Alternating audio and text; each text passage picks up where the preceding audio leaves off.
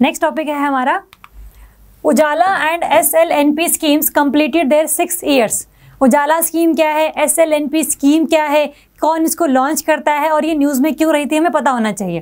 पहले देखते हैं उजाला स्कीम क्या है। उजाला is the Unnat Jyoti by affordable LEDs for all. मतलब जितने भी आप ये जो बल्ब यूज़ करते हैं हम बेसिकली, वो थोड़े से ज़्यादा एनर्जी एफिशिएंट नहीं होते हैं, वो लाइट कम देते हैं और ज़्यादा बिजली का बिल लेकर आते हैं। तो उनकी जगह पर क्या लेकर आना है, हमें LEDs लेकर आनी है। तो जो घरों में बल्ब्स लगे हुए हैं उनको रिप्लेस करना by the LEDs is the objective of the Ujala scheme. Same तरीके से जो SLNP है, that is street light national programme.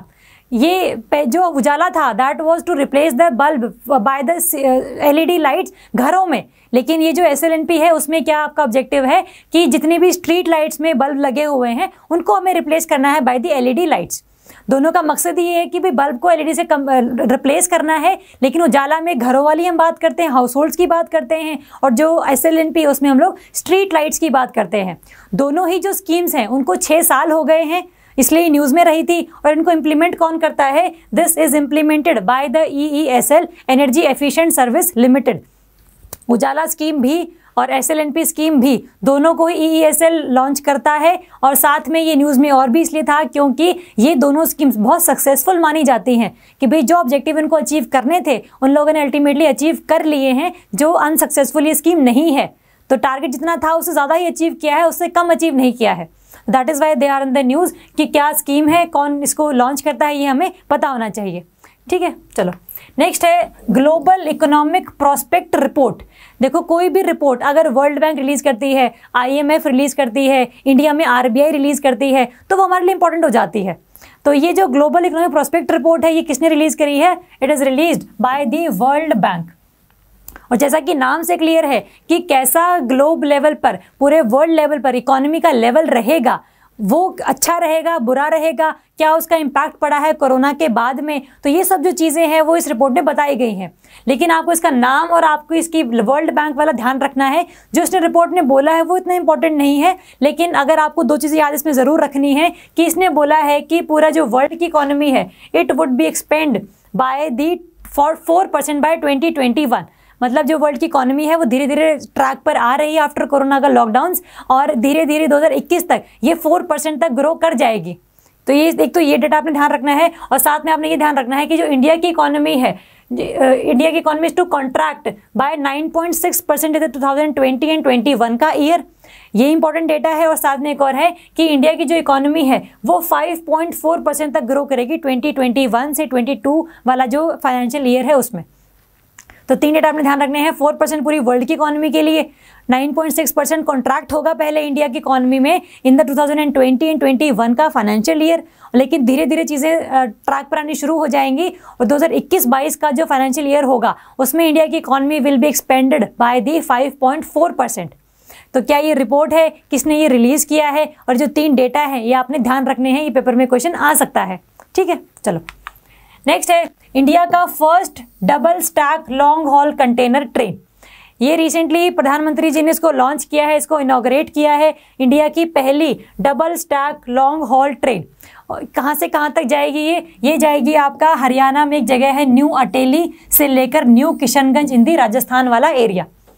तो ये आपने एरिया के ध्यान रखने हैं कि भाई कहाँ से कहाँ तक जाएगी। और ये इंपॉर्टेंट क्यों है, because this is the part of the western dedicated freight corridor. India में एक स्कीम चलती है that is DFC, dedicated freight corridor. Dedicated freight corridor का मतलब होता है कि भाई एक ऐसा कॉरिडोर, एक ऐसी रेलवे लाइन जिस पर सिर्फ और सिर्फ मालगाड़ी ही चलेगी, कोई पैसेंजर ट्रेन नहीं चलेगी, जिसकी वजह से जो फ्रेट को पहुंचना है टाइम पर वो पहुंच पाएगा। पैसेंजर ट्रेन के चक्कर में उसकी टाइमिंग यहाँ वहाँ नहीं कर सकते। तो एक ऐसी जगह है जहाँ पर सिर्फ मालगाड़ी चलेगी, these are called the dedicated freight corridors, जिसमें से एक है आपका वेस्टर्न डेडिकेटेड फ्रेट कॉरिडोर और एक है आपका eastern dedicated freight corridor. Western वाला जो है वो जाता है आपका यूपी में दादरी से लेकर मुंबई में जवाहरलाल नेहरू पोर्ट तक। That is the limit of this western dedicated freight corridor. और जो ईस्टर्न वाला है वो जाता है आपका पंजाब में लुधियाना वाले एरिया से टू दी वेस्ट बंगाल का एक डानकुनी डिस्ट्रिक्ट जो है वहाँ पर ये ख़त्म होता है, पंजाब टू वेस्ट बंगाल। तो आपने इनके जो एंड पॉइंट्स है वो ध्यान रखने हैं क्योंकि इंपॉर्टेंट है। वेस्टर्न वाले का है दादरी टू जवाहरलाल नेहरू पोर्ट, और जो ईस्टर्न वाला है उसका नाम है, उसका जो एंड पॉइंट है that is Ludhiana to Dankuni of the West Bengal.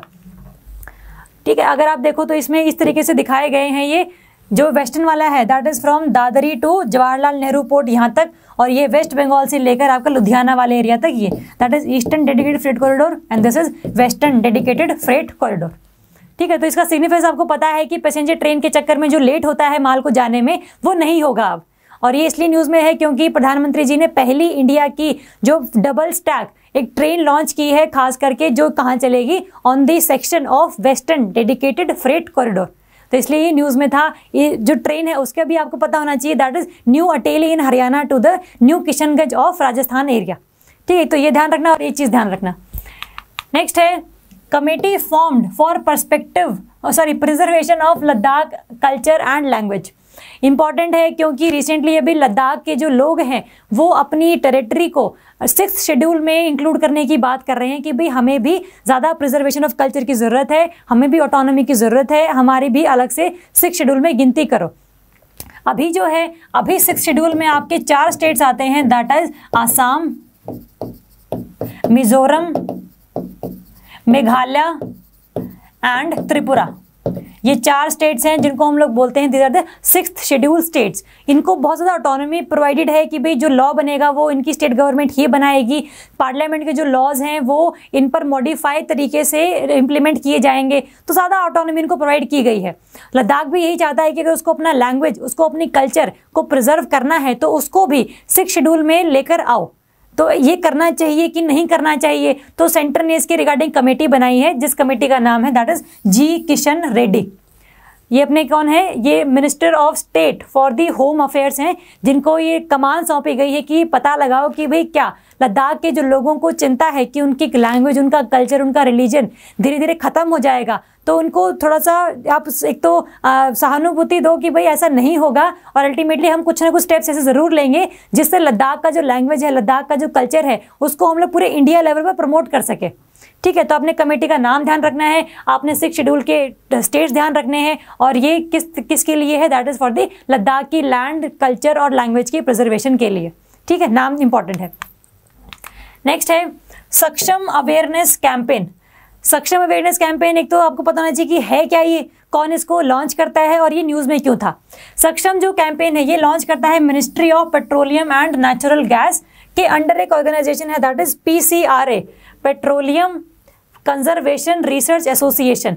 ये लॉन्च करता है सक्षम के अवेयरनेस कैंपेन को, जिसमें ये बताते हैं ये लोगों को कि आपको पेट्रोल और डीजल के व्हीकल नहीं चलाने चाहिए, आपको इलेक्ट्रिक व्हीकल्स को प्रमोट करना चाहिए, आपको जो भी इन्वायरमेंट फ्रेंडली चीज़ें हैं इनको इंक्लूड करना चाहिए, बाकी जो भी ऐसी चीज़ें जो इन्वायरमेंट को हानि पहुंचाती हैं उनसे थोड़ा सा आपको बचना चाहिए। तो इस चीज़ों के बारे में, लोगों को इन्वायरमेंट के बारे में, लोगों को इलेक्ट्रिक व्हीकल्स के बारे में बताने में, लोगों को एनर्जी एफिशिएंट वाली चीज़ों के बारे में बताने के लिए ये अवेयरनेस कैंपेन चलाया जाता है by the ministry of petroleum and natural gas, under जिसके कौन सी ऑर्गेनाइजेशन है दैट इज PCRA। तो ये एक अवेयरनेस कैंपेन है। आप इसमें देख सकते हैं कि भाई किस किस चीज़ के लिए है ये, कि भाई रिन्यूएबल टारगेट्स को इंडिया को अचीव करना है। इंडिया में there is a target of the renewable energy target that is the 450 gigawatt of energy. India ने ये कमिटमेंट लिया है कि इंडिया 2030 तक, 2030 तक कम से कम 450 गीगावाट की जो एनर्जी है it will be developed by the renewable source of energy. Renewable source of energy से ये 450 गीगावाट की एनर्जी डेवलप करेगा बाय 2030। रिन्यूएबल सोर्स में कुछ भी आ सकता है, आपका सोलर आ सकता है, आपका विंड आ सकता है, टाइडल एनर्जी आ सकता है, आपका हाइड्रो पावर आ सकता है। तो ये बेसिकली कुछ चीज़ें हैं जो रिन्यूएबल एनर्जी के अंडर में आती हैं। तो इंडिया में भी लोगों को प्रमोट करो कि भाई वो घरों पर सोलर पावर प्लांट्स लगाएं, सोलर पैनल्स लगाएं, जिससे जो इलेक्ट्रिसिटी है वो कोल से थोड़ी सी कम बने। अभी इंडिया में जो इलेक्ट्रिसिटी बनती है वो कोयले के थ्रू बनती है, that is the 67% of total energy production. मतलब पूरी इंडिया में अगर 100 यूनिट उगाई जाती हैं, 100 यूनिट प्रोड्यूस की जाती हैं, तो उसमें से 67 यूनिट्स हैं they are produced by the usage of coal. जब कोल से इलेक्ट्रिसिटी बनाते हो तो दैट पोल्यूट्स द इन्वायरमेंट। तो जब इन्वायरमेंट की पोल्यूशन ज़्यादा हो जाती है तो फिर अल्टीमेटली रहने लायक जगह नहीं रह जाती वो। आपको एयर पोल्यूशन ज़्यादा होता है, वाटर पोल्यूशन ज़्यादा होता है, उसके रिगार्डिंग जो डिजीजेज है वो भी बहुत ज़्यादा बढ़ जाती हैं। तो इन सबको रोकने के लिए सक्षम अवेयरनेस कैंपेन चलाया जाता है, जिसमें लोगों को ये अवेयर करवाया जाता है कि आप लोगों को क्या क्या चीज़ें करनी चाहिए टू सस्टेन दी एनवायरनमेंट, और साथ में इकोनॉमिक ग्रोथ भी हो जाए। ठीक है, तो ये अवेयरनेस कैंपेन है, कौन चलाता है और अल्टीमेटली क्या चीज़ें हैं, ये आपको याद रखनी है। नेक्स्ट है इंटरनेशनल माइग्रेशन 2020। ये इंपॉर्टेंट है क्योंकि रिसेंटली इस रिपोर्ट को रिलीज किया गया था। This is released by the United Nations International Organisation of Migration. United Nations की ऑर्गेनाइजेशन है IOM, ये रिलीज करता है। इसकी क्या रिपोर्ट से इंपॉर्टेंट है हमारे लिए, क्योंकि इंडिया के रिगार्डिंग इसने बहुत ज़्यादा बातें बोली हैं।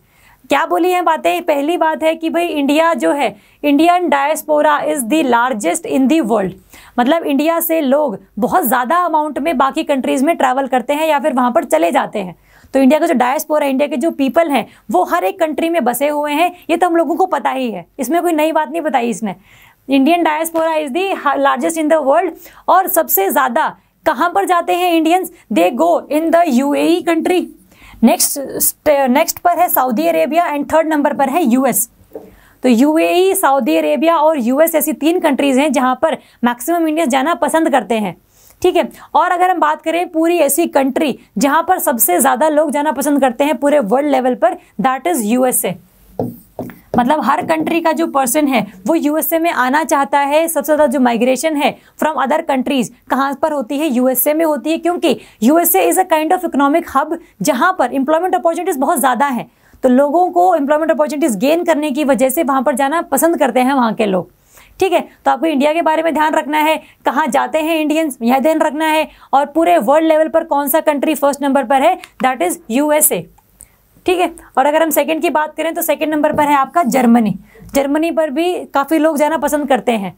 ठीक है, तो एक तो इंडिया सबसे ज़्यादा डायस्पोरा है, साथ में इंडिया के बाद आता है आपका Mexico, China, Russia and Syria. जो टॉप 3 है वो याद कर लो, इंडिया, मैक्सिको एंड चाइना। इन 3 कंट्री से सबसे ज़्यादा माइग्रेशन देखी जाती है, क्योंकि यहाँ के जो लोग हैं मे भी किसी चीज़ की वजह से, जो चाइना है उसमें तो लोग इतने ज़्यादा हैं कि भाई एम्प्लॉयमेंट गेन करने के लिए वो कहीं और चले जाते हैं।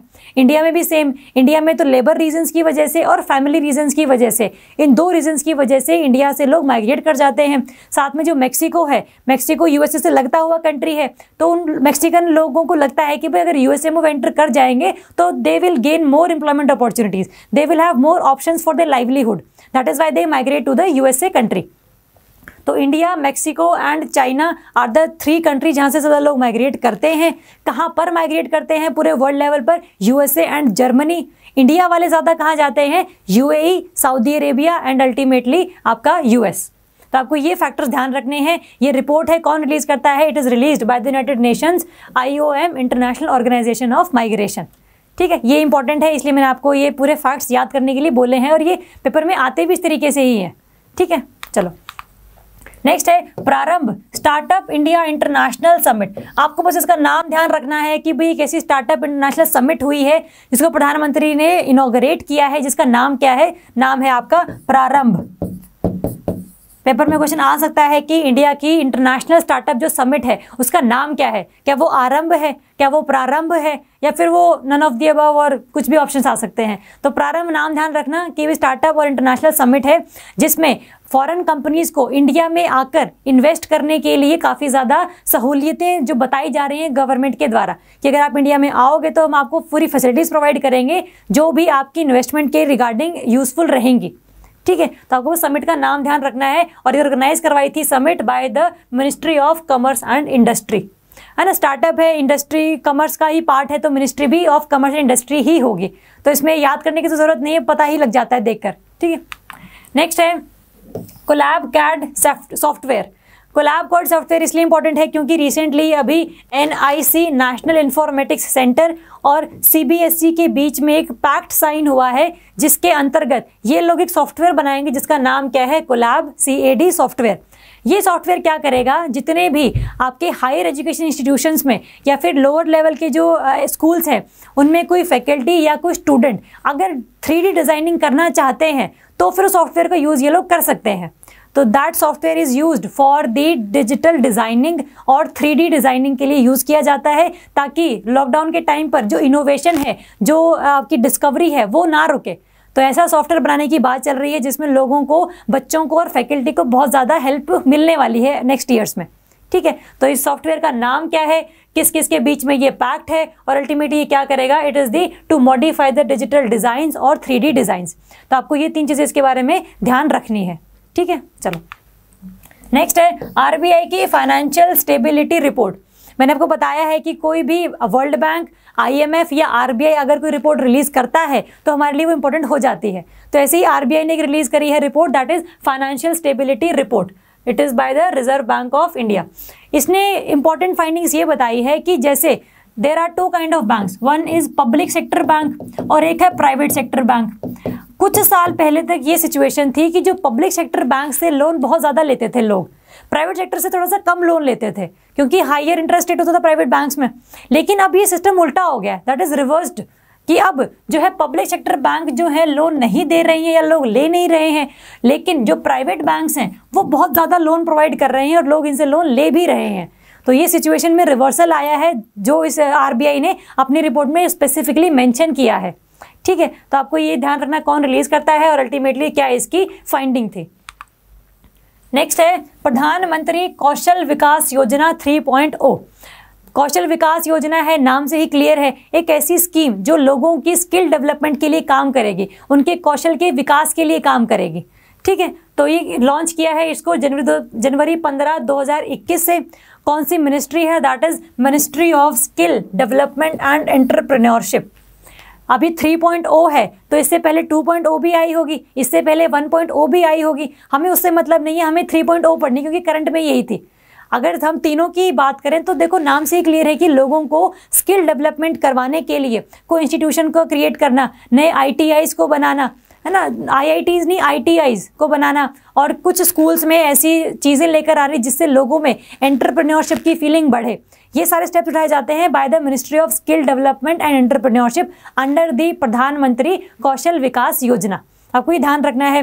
और अगर हम 3.0 की बात करें तो इसका एक टारगेट है, that is it is to train more than 1 lakh candidate in a 1 year. एक साल में 1 लाख लोगों को ट्रेन करना है, उनको स्किल्स प्रोवाइड करनी है, इसका ये ऑब्जेक्टिव है, ये आपको ध्यान रखना है। और दूसरा इसमें ये है कि कई सारे जो ITIs हैं वो बनाए जाएंगे ताकि स्किल्ड वर्कर्स को काम करने के लिए भी जगह मिल जाए। ठीक बात है, नाम से क्लियर है कौन सी मिनिस्ट्री लॉन्च करती है, क्या इसका ऑब्जेक्टिव है और क्या अल्टीमेटली एक सिनेरियो है पूरे प्रधानमंत्री कौशल विकास योजना का, चाहे वो 1.0 हो, चाहे वो 2.0 हो, चाहे वो 3.0 हो। तो आपको इसके बारे में चीज़ें थोड़ी सी ध्यान रखनी है। ठीक है, चलो नेक्स्ट है national youth day. National youth day कब मनाया जाता है, on the 12th of January. और ये किस लिए मनाया जाता है कि इस दिन पे जो है स्वामी विवेकानंद जी की बर्थ एनिवर्सरी थी, इसलिए इसको नेशनल यूथ डे के तौर पे मनाया जाता है। बिकॉज स्वामी विवेकानंद जी ने काफ़ी सारी चीज़ें ऐसी बोली हैं जो यूथ को मोटिवेट करती हैं, यूथ को डिप्रेस नहीं होने देती हैं अगर उनकी ढंग से बात मानी जाए तो इन्हीं के बर्थ एनिवर्सरी पर नेशनल यूथ डे मनाया जाता है, जिसकी जो थीम है युवा उत्साह नए भारत का। ये आपको थीम ध्यान रखनी है 2021 के रिगार्डिंग, क्योंकि इंपॉर्टेंट है, पेपर में थीम्स पर क्वेश्चन आते हैं। क्या है, युवा है उत्साह नए भारत का, 12 जनवरी को मनाया जाता है और on the birth anniversary of the Swami Vivekananda. ठीक है, इतना आपको ध्यान रखना है। नेक्स्ट है सी विजिल एक्सरसाइज। देखो नाम से क्लियर है, सी विजिल मतलब सी वाले एरिया का विजिलेंस करना, कि सर्वेलेंस करनी, की सुपरविजन करनी। किसने करनी है, it basically it is the coastal defence exercise, जिसको कंडक्ट करवाया है इंडियन नेवी ने। इंडियन नेवी देखेगी कि भाई पूरा जो इंडिया के कोस्टल स्टेट्स हैं या फिर कोस्टल यूटीज हैं, which are total 13 in nature, 13 total coastal states और यूटीज हैं, कि क्या ये पूरे के पूरे एरियाज पूरे सिक्योर हैं, कि यहाँ से कोई टेररिस्ट एक्टिविटी प्रमोट की जा सकती है, कि क्या कोई शिप किसी कंट्री की इंडिया के टेरिटरी में एंटर करने वाली है। ये सबको ध्यान में रखते हुए एक्सरसाइज की गई है सी विजिल, कि अगर फ्यूचर में ऐसा कोई सिचुएशन क्रिएट हो जाए तो हम कैसे रिएक्ट करेंगे, हम कैसे कोऑर्डिनेट करेंगे, हम कैसे अपने आप एक दूसरे से कम्युनिकेट करेंगे। तो इसको चेक करने के लिए there was an exercise sea vigil exercise. ठीक बात है। अगर हम देखें इंडिया कोस्ट लाइन जो है, India coast line is the 7516 kilometre, around 7516 kilometre. ठीक है, चलो नेक्स्ट है one planet summit. One planet summit है, ये न्यूज़ में इसलिए थी क्योंकि इसको यूनाइटेड नेशंस, वर्ल्ड बैंक और फ्रांस ने मिलकर ऑर्गेनाइज करवाया था, क्योंकि कोरोना के टाइम पर सभी कंट्रीज़ ने ये देखा कि जो नेचर का एक रूप है जिसको हम लोग बहुत ज़्यादा इग्नोर कर देते हैं, वो बहुत ज़्यादा खतरनाक हो सकता है। तो पूरा जो प्लैनेट है वो एक ही प्लैनेट है हमारे पास, और कोई भी अगर कोई सिचुएशन आती है जैसे क्लाइमेट चेंज है या ग्लोबल वार्मिंग है, वो किसी एक कंट्री की प्रॉब्लम नहीं है, वो पूरे वर्ल्ड की प्रॉब्लम है। तो अल्टीमेटली सब पूरे की पूरी जो कंट्रीज़ हैं उनको साथ में मिलकर ही काम करना पड़ेगा if they want to prevent the chances of climate change और any other risk which globe is facing. ठीक है, तो ये एक समिट थी जिसको यूनाइटेड नेशंस, वर्ल्ड बैंक और फ्रांस ने लॉन्च करवाया था, ऑर्गेनाइज करवाया था। जिसकी थीम क्या थी? Theme is the let's act together for nature, कि अगर नेचर को बचाना है तो सभी कंट्रीज को इकट्ठे आना पड़ेगा। किसी भी एक कंट्री के इंडिविजुअल स्टेप से जो ग्लोबल प्रॉब्लम्स है वो सॉल्व नहीं हो सकती।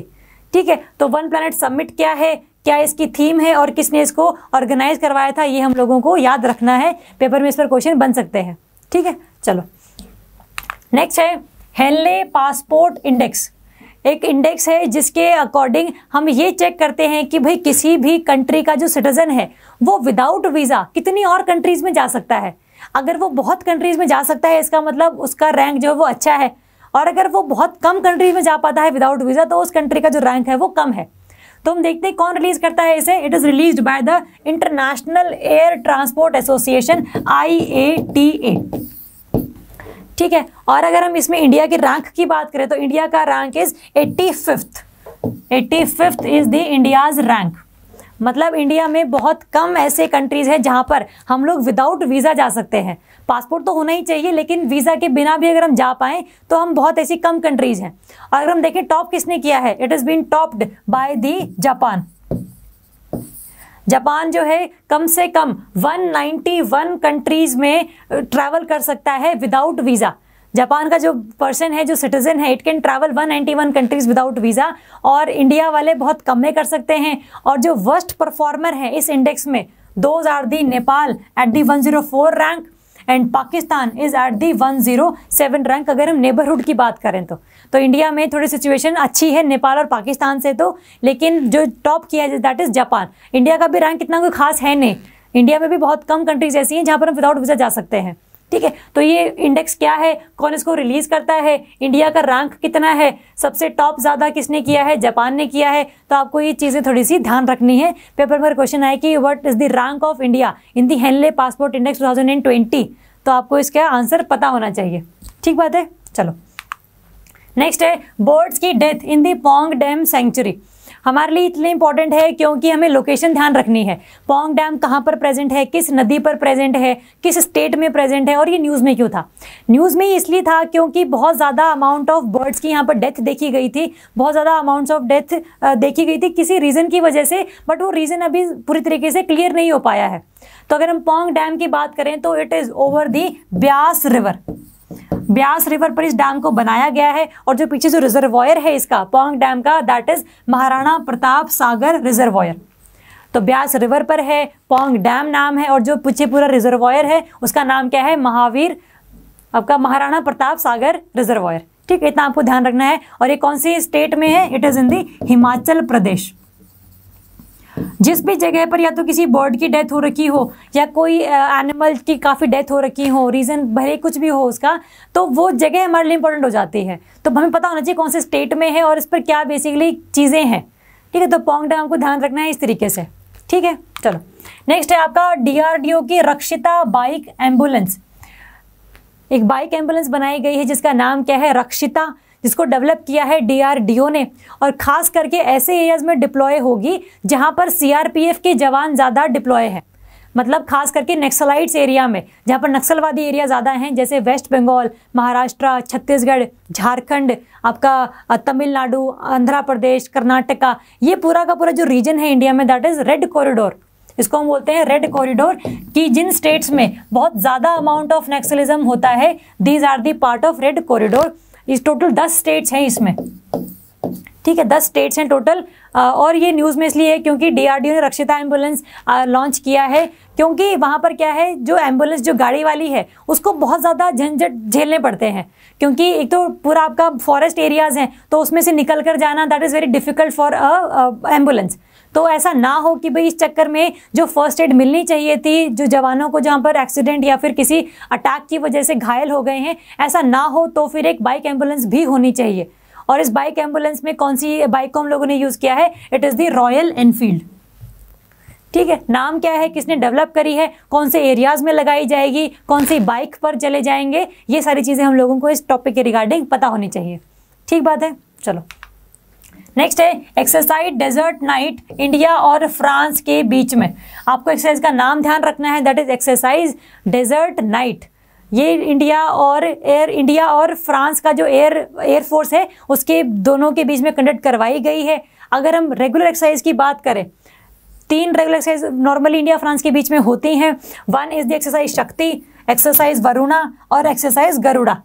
जो शक्ति है that is between आर्मीज of India and France, जो मिलिट्री है, जो लैंड वाली हमारी आर्मी है उसके बीच में। जो वरुणा है it is between the Indian navy and French navy, और जो गरुड़ा है that is between India and air force and the French की एयरफोर्स। तो आपको एक तो ये 3 रेगुलर एक्सरसाइज का नाम ध्यान रखना है, और साथ में जो रिसेंटली कंडक्ट हुई है एक्सरसाइज डेजर्ट नाइट, तो उसको भी आपने ध्यान रखना है कि ये भी इंडिया और फ्रांस की एयरफोर्स के बीच में ही है। जो रेगुलर वाली है दैट इज दी आपकी एक्सरसाइज गरुड़ा, रेगुलर गरुड़ा है, और जो अभी रिसेंटली है that is exercise desert knight. दोनों ही आपने ध्यान रखनी है। और इस एक्सरसाइज में कौन से फाइटर क्राफ्ट्स को लिया गया था, that is the Rafale fighter jets. इनको पहली बार जो है एक्सरसाइज में इंक्लूड किया गया है। और ये कहाँ हुई है, ये हुई है आपकी जोधपुर वाले रीजन में, Jodhpur which is in the Rajasthan state of India. तो कहाँ पर हुई है, क्या नाम है, कौन सी कंट्रीज के बीच में है, क्या नेवी है, क्या आर्मी है, क्या एयरफोर्स है, ये आपको पता होना चाहिए। और साथ में जो पहले से होती हुई आ रही एक्सरसाइज वो भी आपको याद रखनी है। ठीक है, चलो नेक्स्ट है फ्लाइट लेफ्टिनेंट भावना कांत। ये इंपॉर्टेंट है लेडी, क्योंकि ये पहली ऐसी फाइटर पायलट बनी है जिन्होंने रिपब्लिक डे परेड जो है उसमें पार्टिसिपेट किया है, तो इसलिए इंपॉर्टेंट है। साथ में 2019 में she became the first female fighter pilot of India to qualify to undertake the combat missions. मतलब अगर कोई वॉर हो जाता है, कोई युद्ध हो जाता है, तो उस टाइम पर भी she can act as a fighter pilot. तो ये पहली ही लेडी थी जो फाइटर पायलट बनी कॉम्बैट मिशंस के लिए, और पहली लेडी बनी है जिन्होंने रिपब्लिक डे परेड में हिस्सा लिया है एज अ फाइटर पायलट। ठीक है, तो आपको ध्यान रखना है भावना कांत, नाम इंपॉर्टेंट है, पेपर में क्वेश्चन आ सकता है। नेक्स्ट है star streak air defence system. India और फ्रांस के बीच में अभी अग्रीमेंट साइन किया गया है। हम लोगों ने देखा था S-400 that was between India and Russia. ऐसे ही एक डिफेंस सिस्टम है स्टार स्ट्रीक जो इंडिया और फ्रांस के बीच में है। हमने देखा था जो S-400 है उसकी जो रेंज थी दैट वाज 400 किलोमीटर और ऑल्टीट्यूड था 10,000 फीट। यही हम लोगों ने पढ़ा था, इंडिया और रशिया के बीच में था। जो स्टार स्ट्रीक वाला है ये इंडिया और फ्रांस के बीच में है, और इसकी जो रेंज है वो थोड़ी सी कम रेंज है, that is why it is known as the short range system. Short range की जो भी surface to air missile launch करेंगे वो कौन से सिस्टम का पार्ट बनेगी, that is star streak system का पार्ट बनेगी। जो S-400 से मिसाइल्स लॉन्च की जाती थी पूरा का पूरा सिस्टम है वो, तो उस सिस्टम में आपका मिसाइल्स भी आती है, सिस्टम में आपका रडार्स भी आएंगे, आपके अल्टीमेटली जो ग्राउंड स्टेशन हैं वो भी आएंगे। तो सिस्टम का पूरा मतलब है पूरा का पूरा इंडिया की सिक्योरिटी, चाहे वो रडार के थ्रू हो चाहे वो आपका ग्राउंड स्टेशन के थ्रू हो। तो स्टार स्ट्रीक में जो मिसाइल्स होंगी those missiles were the surface to air missile. SAM जो आपका S-400 था उसमें भी सरफेस टू एयर मिसाइल ही लॉन्च करनी थी, इसमें भी वही है, लेकिन ये कौन सी है, this is the short range. वो वाली लॉन्ग रेंज थी, उनकी रेंज 400 किलोमीटर थी। ठीक है, तो थोड़ा सा डिफरेंस ध्यान रख लेना। इंडिया और फ्रांस के बीच वाले का स्टार स्ट्रीक नाम है, जो इंडिया में भारत डायनामिक्स लिमिटेड है ये बेसिकली बनाएगा। इतना इंपॉर्टेंट नहीं है याद रखना, बट इंडिया और फ्रांस तो आपको याद रखना चाहिए कि ये system it is an agreement between India and France. मैं बार बार एक चीज़ को रिपीट कर रही हूँ क्योंकि बार बार रिपीट करनी चीज़ें दिमाग में जाती हैं। ठीक है, तो मेरा मकसद ये है कि आपको चीज़ें याद रहें फॉर द लॉन्ग टर्म। जब आप रिवाइज करोगे PDF से तो थोड़ा सा और ज़्यादा चीज़ें याद रह जाएंगी। तो पेपर में अगर क्वेश्चन आएगा तो कम से कम सुना हुआ तो याद रहेगा बार बार। ठीक है, चलो तो आपको ध्यान रखना है। और इसकी स्पीड कितनी है, the speed is the 3 Mach. 3 Mach मतलब 3 times the speed of sound. अगर हम बोले स्पीड ऑफ साउंड तो उसको हम बोलते हैं that is 1 Mach which is nearly equal to 340 metre per second. Normally लिखते हैं हम लोग 332 मीटर पर सेकेंड, लेकिन 340 342 के अराउंड भी हम लोग इसको मेजर कर लेते हैं। ठीक है, चलो नेक्स्ट है एबेल 370। एबेल 370 एक क्लस्टर ऑफ गैलेक्सी है, एक गैलेक्सी नहीं है, that is cluster of galaxies. ये रिसेंटली देखी गई थी, नासा ने इसकी पिक्चर शेयर करी थी, इसलिए ये न्यूज़ में था। तो पेपर में क्वेश्चन आ सकता है कि जो एबेल 370 है कि क्या वो स्टार है, क्या वो एक गैलेक्सी है, क्या वो क्लस्टर ऑफ गैलेक्सी है, ग्रुप ऑफ गैलेक्सी है, या नन ऑफ द अबव। तो आपको ध्यान रखना है Abel 370 is the cluster of Galaxy, जिसकी नासा ने अभी रिसेंटली पिक्चर्स शेयर करी थी। ठीक बात है, चलो नेक्स्ट है Ratle hydro power project. Ratle hydro power project कौन सी नदी पर है, क्यों ये न्यूज़ में रहा था, और क्या इसके पीछे का बेसिक कंसेप्ट है वो हम लोग देखेंगे। जो रतले डैम है, Ratle dam is over the Chenab river in Jammu and Kashmir. ठीक है, जिसकी कैपेसिटी कितनी है, इट इज 850 मेगावाट, 850 मेगावाट तक इलेक्ट्रिसिटी जनरेट कर सकता है। हमने जब मार्च वाले करंट अफेयर किए थे तो हमने बात करी थी एक इंडस वाटर ट्रीटी की। इंडस वाटर ट्रीटी में हमने देखा था जो 1960 में इंडिया और पाकिस्तान के बीच साइन की गई थी, जिसको ब्रोकर किसने किया था, मीडिएट किसने किया था, वर्ल्ड बैंक ने मीडिएट किया था। इस ट्रीटी के अकॉर्डिंग जो 3 रिवर्स हैं, इंडस, झेलम और चेनाब, इन तीनों रिवर का जो पानी है वो कौन यूज करेगा, it will be used by the Pakistan. और जो 3 रिवर्स हैं, ब्यास, रावी और सतलुज, इन तीनों का पानी कौन यूज करेगा, इंडिया यूज करेगा।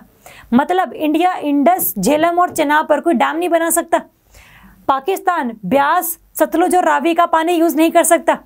तो ये इंडस वाटर ट्रीटी थी, लेकिन इंडिया ने रतले डैम बनाने की बात करी on the Chenab river which is against violative of Indus water treaty. लेकिन वर्ल्ड बैंक ने थोड़ा सा, वर्ल्ड बैंक 2017 में इंडिया को परमिशन दे दी थी कि इंडिया जो है रतले डैम चेनाब रिवर बना सकता है। तो उसी की प्रिंसिपल्स को फॉलो करते हुए इंडिया ने अभी रिसेंटली, इंडिया कैबिनेट ने ये बताया है कि भाई हम लोग रतले डैम बनाने जा रहे हैं, उसको हम लोग बहुत जल्दी कंप्लीट भी कर लेंगे। और ये न्यूज़ में इसलिए क्योंकि पाकिस्तान ने फिर से बात बोली कि भाई that is against the Indus water treaty which is brokered by World Bank. ठीक है, तो आपको ध्यान रखना रतले डैम कहाँ पर है, इसकी कैपेसिटी क्या है और इसके पीछे का जो बेसिक कंसेप्ट है वो क्या है। ठीक बात है, रहेगा याद Indus water treaty, 3 western rivers and 3 eastern reverse. Western rivers का पानी यूज करेगा पाकिस्तान और ईस्टर्न रिवर्स का पानी यूज करेगा इंडिया। ठीक बात है, चलो नेक्स्ट है ग्लोबल रिस्क रिपोर्ट। एक तो ये रिपोर्ट है क्या, कौन लॉन्च करता है और इसने क्या क्या बेसिकली बातें बोली, ये हमें पता होना चाहिए। ये रिपोर्ट रिलीज करी है आपकी वर्ल्ड इकोनॉमिक फोरम ने। वर्ल्ड इकोनॉमिक फोरम ने रिपोर्ट रिलीज करी जिसमें इसने बताया है कि पूरे ग्लोब को, पूरे वर्ल्ड को कौन से रिस्क फेस करने पड़ सकते हैं फ्यूचर में, कि क्या वो रिस्क शॉर्ट टर्म रिस्क हैं कि बहुत जल्दी आने वाले हैं, मीडियम रिस्क क्या वो थोड़ी देर बाद आएंगे, या फिर लॉन्ग टर्म रिस्क कि भाई वो जो रिस्क है वो आने वाले हैं लेकिन वो चलेंगे बहुत ज़्यादा टाइम तक, वो पूरी ह्यूमैनिटी को डिस्टर्ब कर देंगे लॉन्ग टर्म वाले।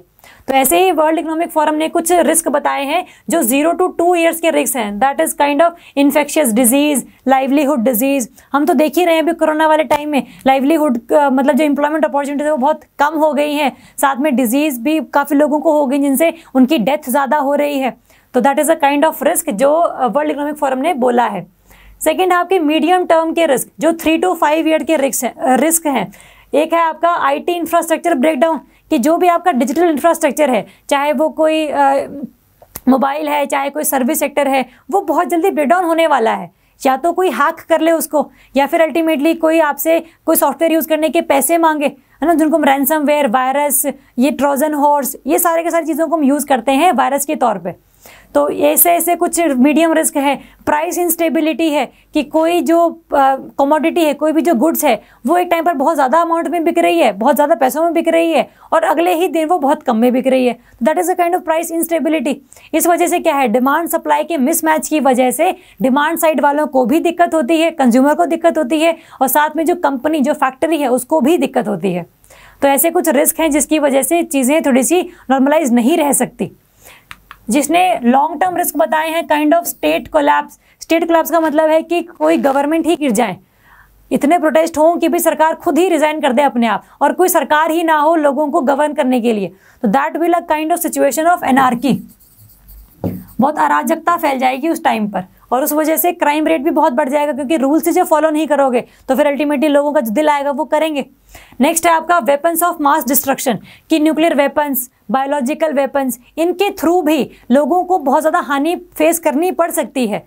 तो जैसे कोरोना वायरस के रिगार्डिंग एक कंट्रोवर्शियल स्टेटमेंट थी कि चाइना ने इसको बायोलॉजिकल वेपन की तरह रिलीज किया है पूरे वर्ल्ड में। तो कोरोना नहीं तो ऐसे कोई भी और बायोलॉजिकल वेपन हो सकता है जिसको कोई कंट्री अगर पूरे वर्ल्ड में लॉन्च कर दे तो अल्टीमेटली उनके लोग मर जाएंगे, है ना। तो ये एक तरीके का वेपन्स ऑफ मास डिस्ट्रक्शन है। आपने मास लेवल पर चीज़ें खत्म कर दी, पूरी की पूरी कंट्री ही आपने खत्म कर दी। तो ये ऐसे कुछ रिस्क हैं जो वर्ल्ड इकोनॉमिक फोरम ने बताए हैं कि ऐसे रिस्क फेस हम करने वाले हैं, ह्यूमैनिटी को बहुत ज़्यादा दिक्कतें फेस करने वाले हैं हम लोग। इसलिए अभी से हमें कुछ ना कुछ इनिशिएटिव शुरू करने चाहिए ताकि हम लोग इन रिस्क को या तो प्रिवेंट कर सकें या फिर हम लोग इन लोगों को मिटिगेट कर सकें। ठीक बात है। तो आपको ध्यान रखना है, it is the global risk report release by the world economic forum, जिसमें से कुछ शॉर्ट टर्म रिस्क हैं, कुछ मीडियम टर्म रिस्क हैं और कुछ लॉन्ग टर्म रिस्क हैं। ठीक है, चलो नेक्स्ट है SAAW smart anti airfield weapon of DRDO। है क्या ये, किसने लॉन्च किया है, क्यों ये न्यूज़ में था, ये हम लोग देखेंगे। ये देखो इंडिया का ये एयरक्राफ्ट है जिसका नाम है हॉक, है ना। तो ये हॉक है बेसिकली, इसमें से जो सा है स्मार्ट एंटी एयरफील्ड वेपन जो DRDO ने लॉन्च किया है, ये इसको रिलीज करवाया गया है। इसको अल्टीमेटली चेक किया गया है कि क्या हम इसको इस एयरक्राफ्ट से लॉन्च करवा सकते हैं कि नहीं करवा सकते हैं। ठीक है, तो सक्सेसफुल रहा है ये। जो ये 100 है, it is basically a bomb. तो ये बॉम्ब है बेसिकली जिसको हम एयरक्राफ्ट से लॉन्च कर सकते हैं। और ये इंपॉर्टेंट इसलिए है क्योंकि ये बहुत लॉन्ग रेंज का बॉम्ब है कि अगर आपने किसी भी कंट्री पर इस बॉम्ब को फेंकना है तो आपको उस कंट्री में जाने की ज़रूरत नहीं है, आप इंडिया में रह के ही इसको लॉन्च कर दोगे और अल्टीमेटली जो भी गाइडेंस इसमें फिट है वो उसी जगह पर जाकर जो है हिट करेगा। तो that is an important advancement in the defence technology. तो आपने ध्यान रखना है कि ये SAAW है क्या, it is a kind of bomb जो एक लॉन्ग रेंज है, precision guided anti airfield weapon, बिल्कुल एक्यूरेट जगह पर जाकर गिरेगा और अल्टीमेटली उस जगह को डिस्ट्रॉय कर देगा। किसने लॉन्च किया है, DRDO ने लॉन्च किया है। कहाँ से लॉन्च करवा कर देखा है हम लोगों ने, हॉक एयरक्राफ्ट से लॉन्च करवा कर देखा है अभी। ठीक है, इतनी डेफिनेशन, इतनी इन्फॉर्मेशन आपको इस टॉपिक से बारे में पता होनी चाहिए। ठीक है, चलो नेक्स्ट है treaty on the prohibition of nuclear weapons. एक ऐसी ट्रीटी जो अभी रिसेंटली इम्प्लीमेंट कर दी गई है, नाम से ही देखो क्लियर है, treaty on the prohibition of nuclear weapons, कि जो जो कंट्री इस ट्रीटी को साइन करती जाएगी उसको अपने देश में जितने भी न्यूक्लियर वेपन्स उन लोगों ने बनाए हैं वो ख़त्म करने होंगे और साथ में वो नए वेपन्स नहीं बना सकते हैं फ्यूचर में। ये उनको बताना पड़ेगा साइन करते टाइम पे कि हम अपने पहले वाले न्यूक्लियर वेपन ख़त्म कर रहे हैं और अगले हम लोग नहीं बनाएंगे। तो ये ट्रीटी जिस कंट्री ने साइन करी है वो तो ये चीज़ें मानेंगे, लेकिन हमें पता है कि जो न्यूक्लियर वेपन वाली कंट्रीज़ हैं जैसे इंडिया है, पाकिस्तान है, चाइना है, USA, Russia, Israel, north Korea, Iran, ये कंट्रीज़ ऐसी हैं जिनके पास न्यूक्लियर वेपन्स हैं, लेकिन ये बेसिकली बताते मतलब ये इस ट्रीटी के हक में नहीं है। क्योंकि इंडिया तो ये कहता है कि भाई इस ट्रीटी के अंदर जो भी आपने चीज़ें लिखी हुई हैं they are kind of discriminatory. तो देखते हैं कि पहले इस ट्रीटी में लिखा क्या है और इंडिया क्यों इसको अपोज करता है। इस ट्रीटी में लिखा है कि भाई जितनी भी कंट्रीज इसको साइन करेंगी वो अल्टीमेटली अपने स्टेट में, अपने देश में जितने भी न्यूक्लियर वेपन्स हैं उनको डिस्ट्रॉय करेंगे और फ्यूचर में नहीं बनाएंगे। इंडिया ऐसा नहीं कर सकता क्योंकि इंडिया ने ये कहा है कि मेरा जो न्यूक्लियर डॉक्ट्रिन है that is based on the NFU, no first use. मतलब मैं किसी कंट्री पर पहली बार न्यूक्लियर वेपन लॉन्च नहीं करूंगा। अगर कोई और कंट्री मेरे देश पर वो लॉन्च करती है न्यूक्लियर वेपन्स तो मैं फिर पीछे नहीं हटूंगा, लेकिन मैं पहले यूज़ नहीं करूंगा। तो जब पहले यूज़ करने का वादा मैं नहीं कर रहा, मतलब पहले मैं यूज़ नहीं करूंगा, मैं ये वादा कर रहा हूं, तो अल्टीमेटली फिर मैं क्यों अपने डिस्ट्रॉय करूं वेपन्स को। मैंने वेपन डिस्ट्रॉय कर दिए लेकिन पाकिस्तान चाइना डिस्ट्रॉय नहीं किए, तो अल्टीमेटली मुझे तो नुकसान है ना, तो मुझे तो इनसिक्योरिटी फील होती रहेगी। तो या तो करने हैं तो पूरी कंट्रीज मिलके करें या फिर कोई भी ना करे।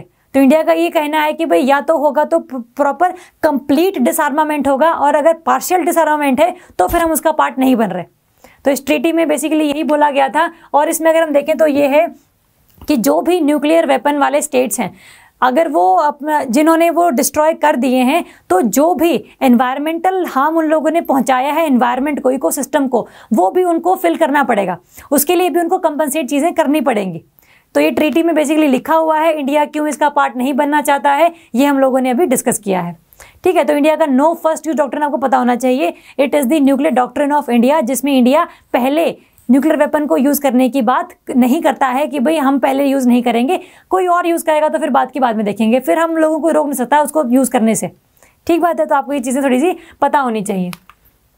नेक्स्ट है ZSI Zoological Survey of India ने बोला है कि Sundarban is home to 428 species of birds. मतलब बहुत ज़्यादा अमाउंट ऑफ बर्ड्स मिलते हैं सुंदरबन वाले एरिया में। देखो ये वाला एरिया सुंदरबन वाला जो इंडिया और बांग्लादेश के बॉर्डर से टच करता है, ये बेसिकली आधा इंडिया में है और आधा बांग्लादेश में है। मेजरली बांग्लादेश में है, इंडिया में देयर इज 20% सुंदरबंस और बांग्लादेश में 80% सुंदरबंस। तो it is a kind of area जहाँ पर मैंग्रोव फॉरेस्ट बहुत ज़्यादा होते हैं। मैंग्रोव फॉरेस्ट बेसिकली वो होते हैं जिनको उगने के लिए एक तो सॉल्ट सॉइल चाहिए होती है, सॉल्टी सॉइल जिसमें सॉल्ट का कंटेंट ज़्यादा हो, और साथ में इसको सॉल्ट वाटर चाहिए होता है।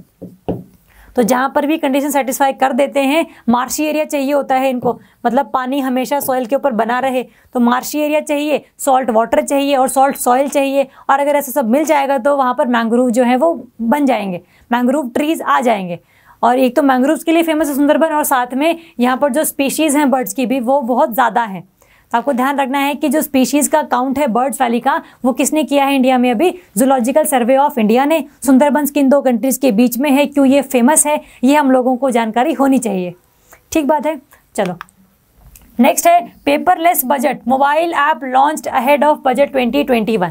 बजट लॉन्च करना था 1 फरवरी को, तो उससे पहले इस बजट को बनाया था पेपरलेस बजट, कि प्रिंट आउट्स ना दिए जाएं पूरे एमपीज़ को, सिर्फ आपके पास मोबाइल में वो ऐप अगर आप खोलो तो सारे डॉक्यूमेंट्स आपको पीडीएफ के फॉर्म में उसमें मिल जाए। तो दैट इज़ वाई आप प्रिंट आउट का खर्चा बच जाएगा। प्रिंट आउट का खर्चा बचेगा तो पेपर की रिक्वायरमेंट भी कम होगी, तो हम लोगों को पेपर बनाने के लिए जो ट्रीज काटने पड़ते हैं वो भी नहीं काटने पड़ेंगे। It is a kind of environmental friendly exercise, तो ये काफ़ी अच्छी चीज़ है। तो दैट इज़ वाई इंडिया का ये जो बजट है 2021 और 22 वाला, it became the first paperless budget. इसलिए न्यूज़ में था, इसलिए इंपॉर्टेंट है क्योंकि ये पहला था। दूसरा तीसरा होता तो फिर इतना इंपॉर्टेंट नहीं होता ये। ठीक है, तो आपको ध्यान रखना है इस चीज़ के बारे में। अच्छा, ये जो ऐप है it is made by the NIC National Informatics centre. ये हमने अभी और कहाँ पढ़ी थी, कोलैबोरेट सॉफ्टवेयर में, कि भाई जिसमें NIC और CBSE ने आपस में एग्रीमेंट किया था उस सॉफ्टवेयर को बनाने के लिए। तो ये जो ऐप है, इंडिया की मेजरली जो गवर्नमेंट ऐप्स है ना वो NIC ही बनाती है। तो अगर पेपर में नहीं भी याद रहे तो जनरल तुक्का भी मार सको कि इंडिया में सारी जो वेबसाइट्स हैं government websites, they are made by the NIC।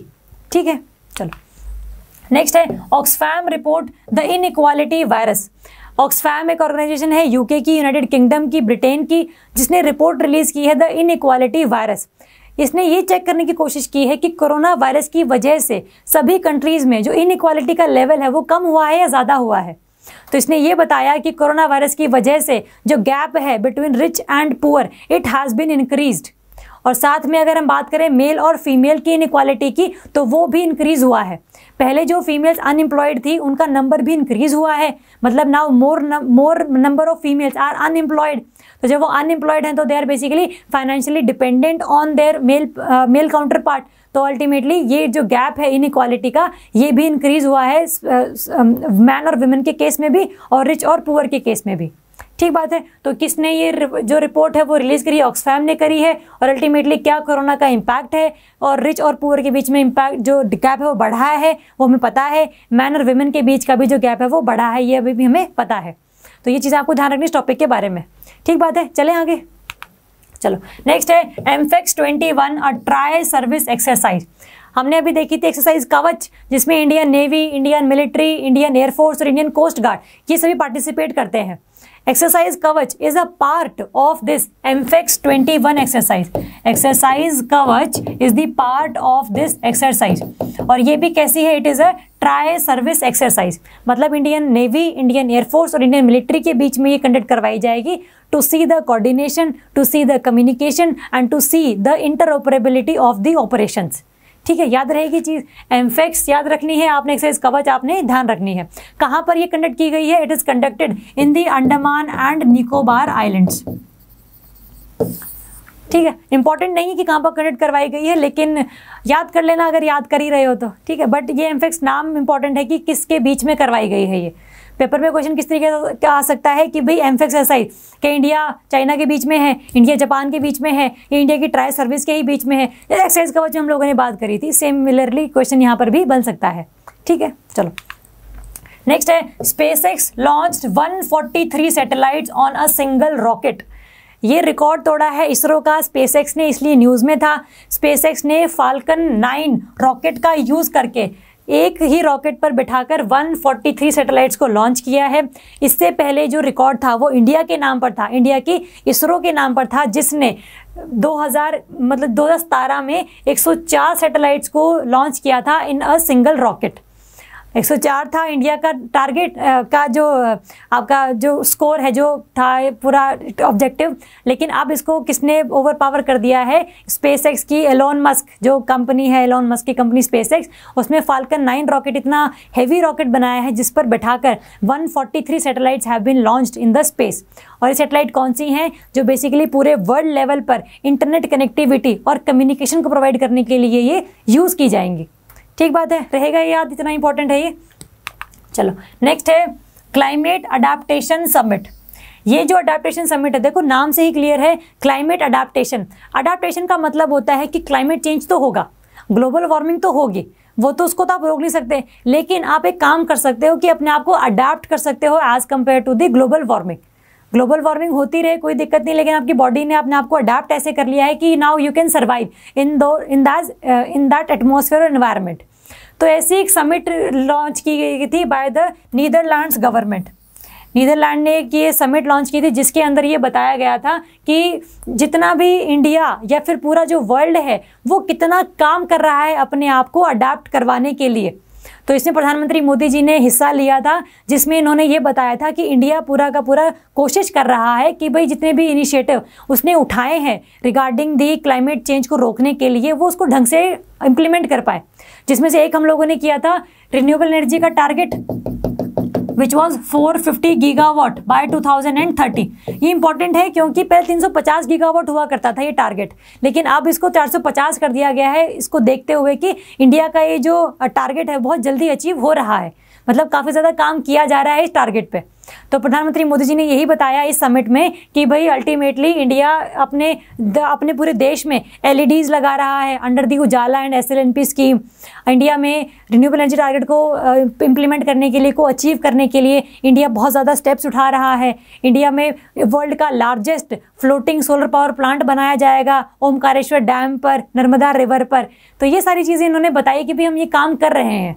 तो ये समिट क्या है, कि किसने ये लॉन्च करवाई थी, किसने ऑर्गेनाइज करवाई थी, और अल्टीमेटली इसमें क्या क्या चीज़ें बोली गई थी, ये हम लोगों को थोड़ा सा याद होना चाहिए। ठीक है, इंपॉर्टेंट तो प्रीलिम पॉइंट ऑफ व्यू से यही है कि जो ये अडाप्टेशन समिट है वो किसने ऑर्गेनाइज करवाई थी, क्या है ये तो चलो बात की बात है, लेकिन ऑर्गेनाइज जिसने करवाई है नीदरलैंड गवर्नमेंट ने, ये इंपॉर्टेंट है हमारे लिए।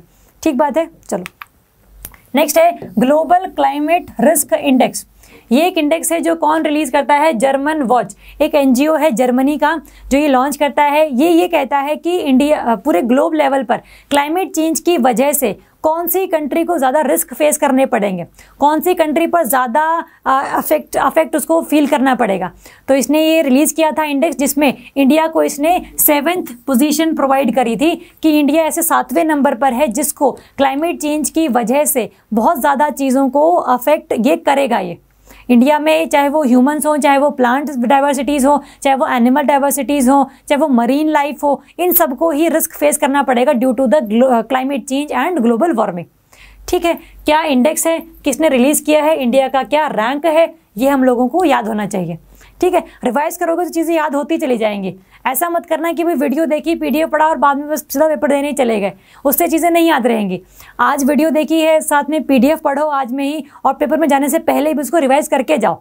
ठीक है, तभी चीज़ें याद रहेंगी, अदरवाइज चीज़ें याद ही नहीं रहेंगी। इतना पढ़ने का फ़ायदा ही कोई नहीं। कम पढ़ो लेकिन बार बार पढ़ो उसको। ठीक बात है। चलो नेक्स्ट है वर्ल्ड इकोनॉमिक आउटलुक। ये रिपोर्ट रिलीज करी है आपकी इंटरनेशनल मॉनेटरी फंड ने, IMF ने। हम लोगों ने पहले देखा था एक ग्लोबल इकोनॉमिक प्रोस्पेक्ट्स रिपोर्ट, वो रिलीज करी थी वर्ल्ड बैंक ने। और वर्ल्ड इकोनॉमिक आउटलुक जो रिपोर्ट है वो रिलीज करता है IMF, इंटरनेशनल मॉनेटरी फंड। कुछ चीज़ें वर्ल्ड बैंक ने उसमें बोली थी, कुछ चीज़ें IMF ने इसमें बोली हैं। बहुत रिपोर्ट्स आती रहती हैं, बहुत फिगर्स आते रहते हैं, आपको सब याद रखने की ज़रूरत नहीं है, लेकिन आपको कम से कम ये याद होना चाहिए कि जो रिपोर्ट है वो किसने रिलीज़ करी है। डेटा क्या दिया है अपने लिए इंपॉर्टेंट नहीं, क्योंकि बार बार डेटा आता ही रहेगा, ये रिपोर्ट्स आती ही रहती हैं, तो हर बार याद करने की ज़रूरत है ही नहीं। बस रिपोर्ट का नाम याद रखो और जय श्री राम। ठीक है, चलो नेक्स्ट है माउंट मेरापी। माउंट मेरापी क्या है?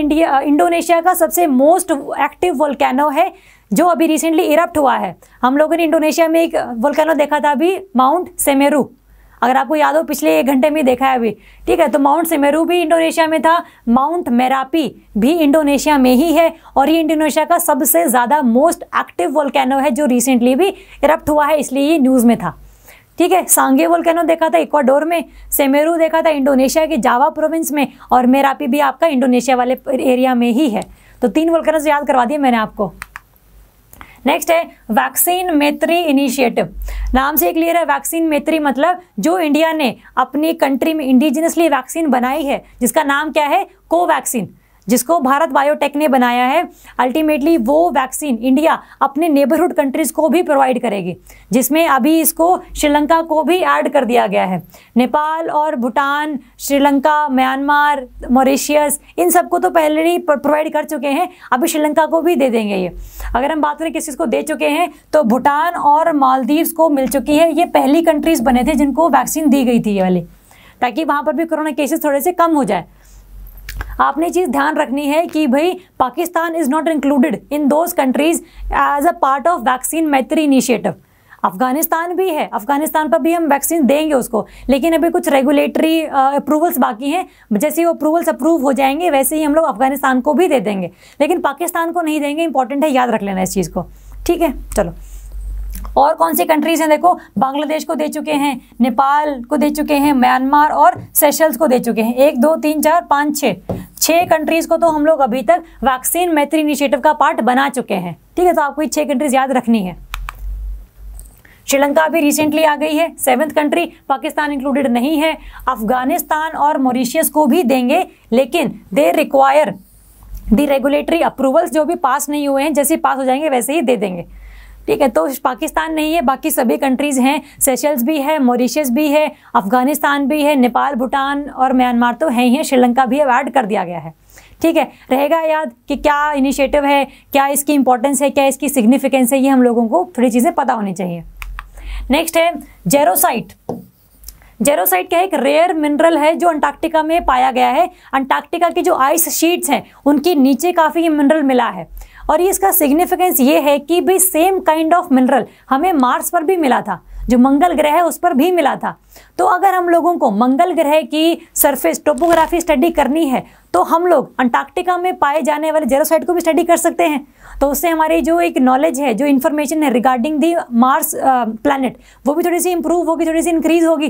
तो आपने ध्यान रखना है, जेरोसाइट एक मिनरल का नाम है जो आपको कहाँ मिला है? अंटार्कटिका में मिला है, जो मार्स प्लैनेट पर भी हम लोगों ने इसको देखा था, ठीक है। अगर हम बात करें कि जो अपॉर्चुनिटी रोवर था मार्स का, नासा वाला, उसने इसको फाइंड किया था, इसने इसको देखा था इन दी 2004 वाले टाइम पे, ठीक है। तो इंपॉर्टेंट है, याद रख लेना इसको। जेरोसाइट, जेरोसाइट नाम इंपॉर्टेंट है, पेपर में क्वेश्चन आएगा जेरोसाइट क्या है, कि क्या कोई एनिमल की स्पीशी है, कोई मिनरल की कोई मिनरल है, कोई प्लांट की स्पीशी है, या नन ऑफ दी अबव। तो आपको पता हो जेरोसाइट एक मिनरल है जो अंटार्कटिका में पाया गया है बिलो इट्स आइस शीट्स, ठीक है। चलो, नेक्स्ट है यूएनईपी की ग्लोबल क्लाइमेट लिटिगेशन रिपोर्ट्स।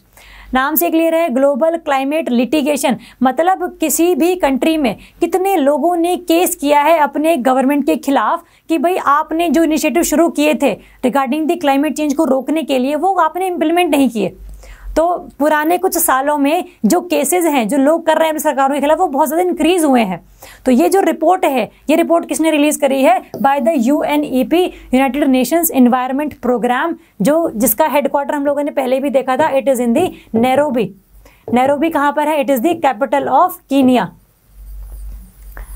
ठीक है। तो आपको ध्यान रखना है, global climate litigation report, climate change को रोकने के लिए जो भी इनिशिएटिव सरकारों ने उठाए हैं, अगर वो ढंग से इंप्लीमेंट नहीं किए हैं तो लोगों ने उनके खिलाफ केसेस करे हैं। ऐसे केसेस दुनिया में बहुत ज़्यादा बढ़ रहे हैं, और इस वजह से सभी सरकारों को ये मोटिवेशन भी है कि भाई वो उन इनिशिएटिव्स को थोड़ा सा जल्दी से कंप्लीट कर लें, उनमें डिले ना दिखें, ताकि लोग और ज़्यादा प्रोटेस्ट ना करना शुरू कर दें।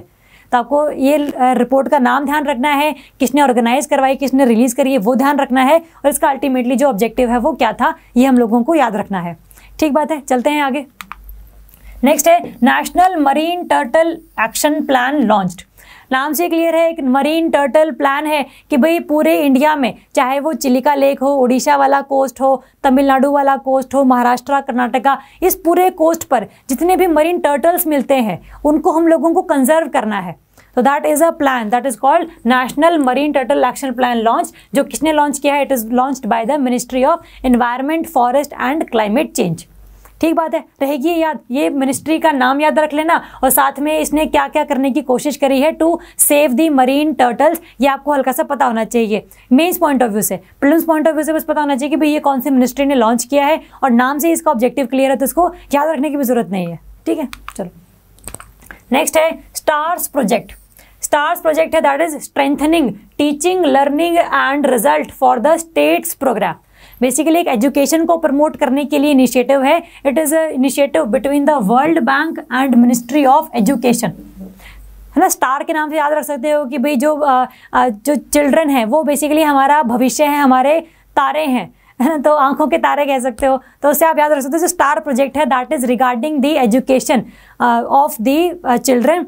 It is an agreement between the ministry of education and world bank, जिसके अंतर्गत ये लोग क्या करेंगे? They will provide the quality teaching, they will provide the learning outcomes of the children, कि भाई कौन सा बच्चा किस फेयर में कमज़ोर है उस पर ज़्यादा ध्यान देना, जो ज़्यादा इंप्रूवमेंट दिखा चुका है उस एक्सपीरियंस को काउंट करके उसको कहीं और इम्प्लीमेंट करना। ये सब जो चीज़ें हैं they will be part of the STARS project, strengthening teaching, learning and result for the states programme. World Bank ध्यान रखना क्योंकि पेपर में क्वेश्चन आता है कि star project is launched by Ministry of Education in collaboration with which organisation? World Bank, UNICEF, UNESCO, IMF, कुछ भी हो सकता है, तो वर्ल्ड बैंक आपने ध्यान रखना है। ठीक है, चलो नेक्स्ट है L&T bags contract for the bullet train project. हमें ये पता है कि इंडिया में बुलेट ट्रेन प्रोजेक्ट का काम चल रहा है between the Mumbai and Ahmedabad. ये एक स्ट्रेच है बेसिकली जहाँ पर बुलेट ट्रेन पहली बार चलाई जाएगी, और इसको पहले किसको दिया था contract? It was given to the National High Speed Railway Corporation Limited NHSRCL। ये कॉन्ट्रैक्ट पहले इसके पास था, लेकिन अब किसको दे दिया गया है? It is given to the L&T, Larsen and टर्बो। ठीक है, तो ध्यान रखना मुंबई अहमदाबाद के बीच में बुलेट ट्रेन प्रोजेक्ट चलाया गया है, जिसका कॉन्ट्रैक्ट अभी किसको दे दिया गया है? L&T को दे दिया गया है from the National High speed rail corporation limited. ठीक बात है, चलो नेक्स्ट है world leprosy day. Leprosy day basically हमने डिस्कस किया था कि it is a kind of neglected tropical disease code जिसको हम कहते हैं। तो इसके रिगार्डिंग अवेयरनेस फैलाने के लिए ये डे मनाया जाता है on the last Sunday of जनवरी, कि भाई ये जो कोड है, जो लेप्रोसी है, it is a kind of treatable disease. इसको आप ट्रीट करवा सकते हो और इसमें कोई ऐसा अनटचेबल लोगों को फील करवाने की ज़रूरत नहीं है। इसके लिए वैक्सीन्स भी अवेलेबल हैं, इसके लिए डिजीज़ के लिए ड्रग्स और मेडिसिन भी अवेलेबल हैं, तो it is a purely curable. तो ये लोगों में अवेयरनेस फैलाने के लिए we celebrate the day, world leprosy day, on the last Sunday of January. ठीक बात है, तो आपको ये ध्यान रखना है। नेक्स्ट है decommissioning of INFAC T81। FAC is मतलब fast attack craft. Fast attack craft is basically एक ऐसा व्हीकल, एक ऐसी शिप जो बहुत तेज चलती है। मतलब अगर आपने पेट्रोलिंग करनी है, सर्वेलेंस करनी है किसी एरिया की, कोई शिप आपकी कंट्री में घुस आई है पानी वाले एरिया में, तो उसको बाहर निकालना, उसके साथ कम्युनिकेशन करना, ये सारे काम होते हैं आपके फास्ट अटैक क्राफ्ट के, जो बहुत तेज चलती है, बहुत छोटी होती है और बहुत जल्दी जगहों पर पहुंच जाती है। ये जो है FAC INFAC T81 को बेसिकली अभी डी कमीशन कर दिया गया है, that is why it was in the news. तो T81 क्या है? ये एक फास्ट अटैक क्राफ्ट है। पेपर में क्वेश्चन आ सकता है कि क्या ये कोई कॉर्वेट है, कि या कोई फ्रिगेट है, या फिर ये एयरक्राफ्ट कैरियर है, या फिर ये एक फास्ट अटैक क्राफ्ट है। तो आपको ध्यान रखना है T81 is the fast attack craft which is D commissioned by the Indian navy. ठीक है, चलो नेक्स्ट तो है ही नहीं, तो ये तो थैंक यू है। तो ये वाले थे हमारे जनवरी के कंपाइलेशंस पूरे एक मंथ के। तो आई होप आप लोगों को समझ आए होंगे। आपने वीडियो देखने के बाद PDF को ज़रूर स्टडी करना है, PDF को दोबारा 2 बार तो कम से कम पढ़ना है, और साथ में जब पेपर देने जाओगे तो अल्टीमेटली उसको एक बार फिर रिवाइज कर लेना, क्योंकि ये फैक्ट्स हैं। क्योंकि जो फैक्चुअल चीज़ होती है ना, बहुत ज़्यादा देर तक याद नहीं रहती। कंसेप्ट याद रहते हैं लेकिन फैक्ट्स तो बार बार भूल जाते हैं ना, क्योंकि नए फैक्ट्स और आ जाते हैं उनकी जगहों पर। तो जब तक आप इनको बार बार रिवाइज नहीं करोगे तो अल्टीमेटली चीज़ें याद नहीं रहेंगी। तो अब मैं बार बार आप लोगों को कह रही हूँ कि revision is the key to get selection, revision is the key to have the dream job of your life. ठीक बात है, तो इसको रिवाइज जरूर करना। कोई डाउट्स हैं तो हम लोग यहीं पर हैं, आप डाउट्स पूछ सकते हैं, कमेंट कर सकते हैं और CBL को फ़ोन कर सकते हो, जैसा आपका दिल करे, जो आपकी श्रद्धा हो। ठीक है, तो पढ़ते रहो। Thank you so much and all the best. Hi, अगर आपको ये लेक्चर पसंद आया तो हमारे चैनल को सब्सक्राइब कीजिए, और अगर आप UPSC 2021 के प्रीलिम्स के लिए सीरियस हैं तो हमारा क्रैश कोर्स जरूर ज्वाइन कीजिए। कोर्स की डिटेल्स आपको हमारी वेबसाइट, जिसका लिंक डिस्क्रिप्शन सेक्शन में होगा, उस पर मिल जाएंगी। नहीं तो आप हमें कॉल कर सकते हैं नीचे दिए गए नंबर पर।